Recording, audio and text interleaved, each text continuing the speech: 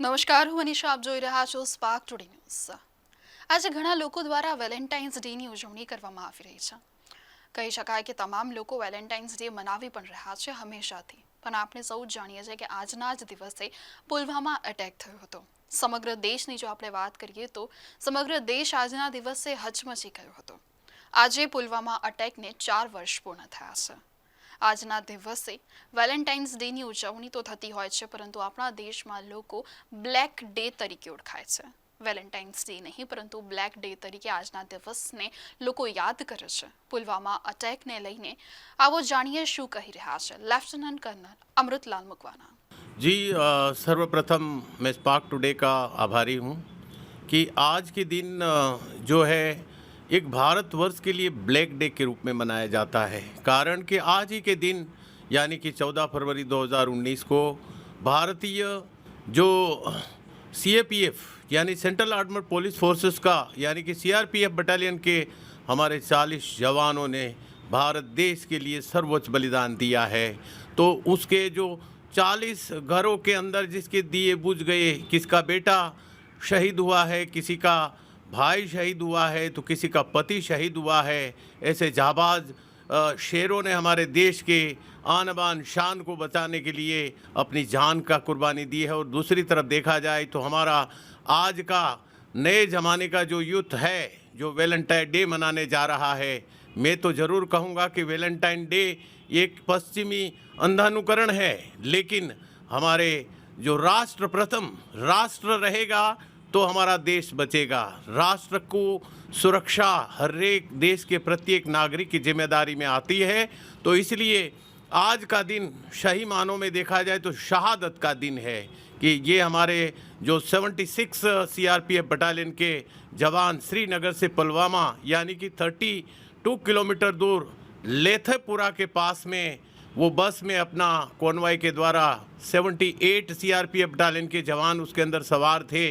और बीच में जो जैसे मोहम्मद जो संगठन है, पाकिस्तान प्रेरित उग्रवाद संगठन जो है, उनका एक जो एरिया कमांडर है काकपोरा का रहने वाला अब्दुल दर, तो उस दर ने सुसाइड बम अपने साथ लगा करके कार के अंदर 300 केजी एक्सप्लोसिव मटेरियल, जिसमें से 80 केजी आरडीएक्स मटेरियल था, वो लेकर के जो कॉन्वॉय बस की हमारी जा रही थी श्रीनगर से लेथीपुरा यानी कि पुलवामा के पास जाने वाली जा रही थी, दिन के ठीक 3:15 तक उन्होंने अपने आप को ब्लास्ट कर दिया। और ब्लास्ट करते ही बस के कल पुर्जे और फुर्चे उड़ गए, पूरी बस जो है टुकड़ों में बट गई। और उसमें से हमारे 40 जाबाज शेरों ने अपने देश की आन बान शान को बचाने के लिए सर्वोच्च बलिदान दे दिया है। तो आज के दिन सर्वप्रथम उन बलिदानियों को मैं शत शत नमन करता हूँ, कोटि कोटि प्रणाम करता हूँ और उनके परिवार वालों को सांत्वना देता हूँ कि आज 4 साल पूरे होने जा रहे हैं। इस प्रकार का जो हादसा सही मानों में एक बहुत ही बड़ी शर्मजनक घटना है, दर्दनाक घटना है। तो इसके बाद भारत ने भी ठान ली कि हम टेररिज्म को भारत के अंदर कभी भी दाखिल नहीं होने देंगे। तो इसका करारा जवाब देने के लिए ठीक 12 दिन के बाद यानी कि 26 फरवरी 2019 को भारत ने अपने 12 मिराज, ये 12 तारीख 12 दिन के बाद 13वीं मनाने के लिए रात के 3:30 पर अंबाला और ग्वालियर एयर बेस से हमारे 12 मिराज 2000 पाकिस्तान की सीमाओं के अंदर घुस करके जहाँ पे इनका टेररिस्ट कैंप चल रहा है, ये बालाकोट के अंदर 3:30 बजे एयर स्ट्राइक किया। और जहाँ जैश ए मोहम्मद का ट्रेनिंग कैंप चल रहा था, उनके 300 से लेकर के 350 उग्रवादियों को कुछ ही मिनटों के अंदर तबाह करके सही सलामत हमारे जहाज़ वापस आ गए। और इसके बाद पाकिस्तान ने भी भारत पर एयर स्ट्राइक करनी ठानी।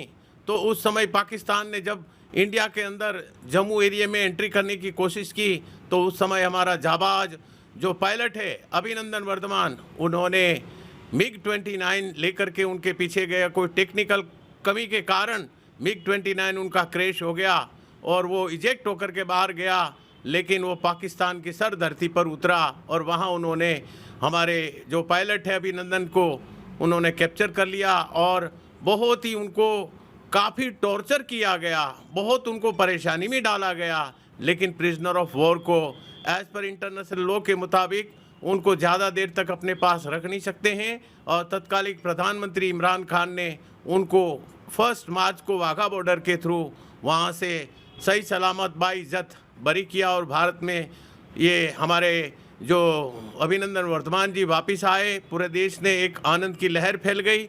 लेकिन इसके साथ साथ भारत ने बहुत बड़ा एक्शन लिया पाकिस्तान के ऊपर।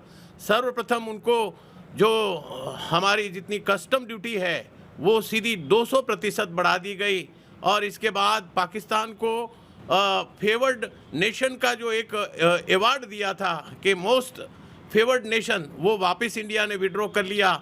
और इसके बाद FATF यानी कि फाइनेंशियल एक्शन टास्क फोर्स में भारत ने उनके विरोध में 27 शर्तों के साथ उनको ब्लैक लिस्ट करने के लिए यहाँ से पूरा डोजियर भेजा गया और इस प्रकार से पाकिस्तान के ऊपर कड़े से कड़े एक्शन लिया और हमारे 40 जाबाज जो सिपाही देश के लिए शहीद हुए थे उनके परिवार वालों को स्टेट गवर्नमेंट की तरफ से 12-12 लाख रुपया उनको धनराशि दी गई और इसके अलावा उनके इंश्योरेंस और तमाम उनके परिवार वाले जो परिवारजन हैं उनको एक परिवारजनों को सरकारी नौकरी का ऐलान किया और फिर उनका कॉर्डन एंड सर्च ऑपरेशन करके जो बाकी बचे हुए थे उन उग्रवादियों को मारा गया। तो इस प्रकार से मैं यह कहूँगा कि 14 फरवरी 2019 और आज का दिन हमारे देश के लिए काला दिन के रूप में मनाया जाएगा। आज का दिन सही मानों में वैलेंटाइन डे के रूप में नहीं मनाया जाएगा, लेकिन शहादत डे के रूप में उसको मनाया जाएगा। और मैं ये चाहता हूँ कि हमारे यूथ राष्ट्र प्रथम की भावना से चले। हमारे यशस्वी प्रधानमंत्री श्री नरेंद्र मोदी जी ने भी यही मंत्र दिया है कि राष्ट्र प्रथम, इसके बाद जो भी आपका ऐशो आराम है, मनोरंजन है, जो भी तरक्की करो, कितनी भी कंपनी, कितने बंगले बनाओ, लेकिन अगर राष्ट्र रहेगा तो आप और हम सभी सुरक्षित रहेंगे। जी मैं भारत देश और गुजरात राज्य और बड़ौदा वासी के जितने भी यूथ हैं उनको मेरा दिल से संदेश है, मेरा मैसेज है कि आज का दिन वैलेंटाइन डे के रूप में न मनाया जाए, उनको काला दिन, शहीद दिन के रूप में मनाया जाए। और सच्ची श्रद्धांजलि तभी होगी कि उनके परिवार वालों को याद करते हुए और उनको सच्ची श्रद्धांजलि आज के दिन दी जाए। और हमारे वीर जाबाज, मैंने पहले ही कहा कि राष्ट्र प्रथम की भावना से जिस प्रकार से अभी अग्निवीर जो सेना के अंदर एक नया रूप धारण किया है कि भारत की प्रत्येक युवा सेना के अंदर, आर्मी, नेवी, एयरफोर्स में ज्वाइन हो और देश के लिए कुछ कार्य करे, 3-4 साल ड्यूटी करे, देश की भावना जागृत हो और सेना का मनोबल हमेशा के लिए ऊंचा रहे। तो हमारे जो CRPF बटालियन के जो 40 जवान आज के दिन शहीद हुए हैं तो उनको श्रद्धांजलि तभी दी जाएगी जब उनको उस दिन याद किया जाए और देश के लिए हम जो है कुछ कर सके ऐसी भावना लेकर चले। उनके परिवार वालों को कुछ आर्थिक मदद दी जाए और जितने भी उद्योगपति हैं और जितने बड़े रईस लोग हैं, इनके परिवार वालों की सारी जिम्मेदारी मुझे लगता है कि उनकी उठा लेनी चाहिए। उनके बच्चों का एजुकेशन है, उनके परिवार वालों को अच्छी से अच्छी जगह नौकरी दी जाए जिससे कि सेना का मनोबल ऊंचा रहेगा। और भारत के प्रत्येक नागरिक की फर्ज में आता है कि जो अपने परिवार, माँ बाप सबको छोड़ करके जो अपनी सीमाओं, देश की सीमाओं की सुरक्षा के लिए दिन रात इंक्लेमेंट वेदर के अंदर जब बर्फ़ पड़ रही हो, सियाचिन ग्लेशियर हो, -40 डिग्री टेम्परेचर में, +50 डिग्री टेम्परेचर के अंदर, और जहां बारिश चल रहा है, ऐसी दुर्गम जगह पे हमारे जवान दिन रात अपनी जान की परवाह किए बगैर भी ड्यूटी दे रहे हैं। तो उनको सत सत नमन है, उनको प्रणाम है। और ये 40 जवान आज के दिन जो शहादत ली है उनके परिवार वालों को मैं नमन करता हूँ, सैल्यूट करता हूँ और ईश्वर से प्रार्थना करता हूँ कि उन जाबाज वीरों का नाम हमेशा के लिए अमर रहे। Lieutenant colonel Amritlal Makwana, president Akhil Bharatiya Purva सैनिक सेवा परिषद गुजरात प्रदेश। Thank you. जय हिंद, जय भारत, जय जय गरवी गुजरात।